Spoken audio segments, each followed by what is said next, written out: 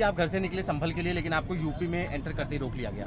अफसोस है, हमें ऐसी उम्मीद नहीं थी कि इस प्रकार से हमें रोका जाएगा, क्योंकि 3 दिन पहले जब हमारा डेलीगेशन जा रहा था, जिसमें मैं भी शामिल था, तो उस वक्त डीजीपी यूपी की तरफ से ये कहा गया था कि अभी 3 दिन के लिए रोक लगा रहे हैं, इसलिए 3 दिन के बाद में जाएं, नहीं तो हमें माहौल खराब होने की आशंका है। जबकि ऐसा कोई आशंका का कोई मतलब नहीं बनता था, लेकिन उसके बावजूद हमने बात मानते हुए 3 दिन रुके और आज माननीय राष्ट्रीय अध्यक्ष अखिलेश यादव जी के निर्देश पर डेलीगेशन हमारा जा रहा था। और जिस तरह से गलत तरीके से ये रोका गया है, मैं इसकी निंदा करता हूँ।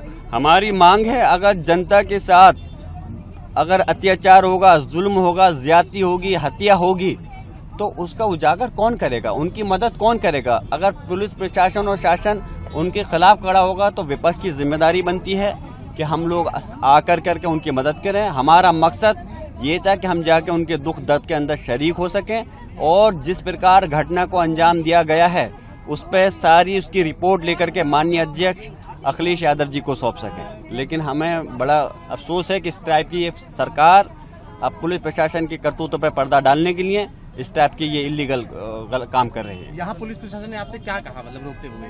रोकने क्या, आप देख ही रहे हैं, सब आपके सामने है। कोई जवाब दें, क्यों रोक रहे हैं, क्या मतलब बनता है हमें जाने से?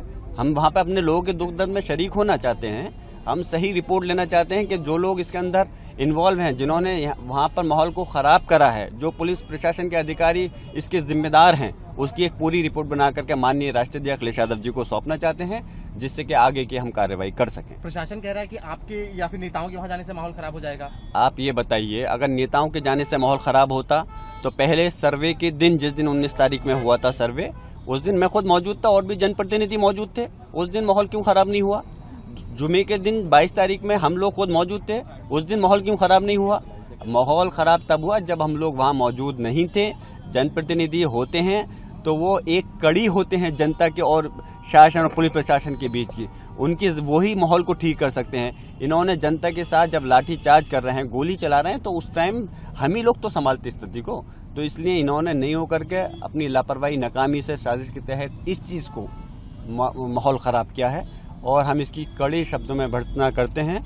और हम उम्मीद करते हैं अगर इस प्रकार से पुलिस प्रशासन और शासन से अगर हमें न्याय नहीं मिलेगा तो इंशाल्लाह सुप्रीम माननीय सर्वोच्च न्यायालय से हमें इंसाफ जरूर मिलेगा। एक आखिरी सवाल सर, अगर आपको आगे नहीं जाने देंगे तो आगे क्या कार्रवाई होगी, क्या रणनीति रहेगी आपकी? अब उसकी माननीय राष्ट्रीय अध्यक्ष अखिलेश यादव जी से चर्चा कर करके फिर आगे हमारी परसों से फिर सदन शुरू हो रहा है।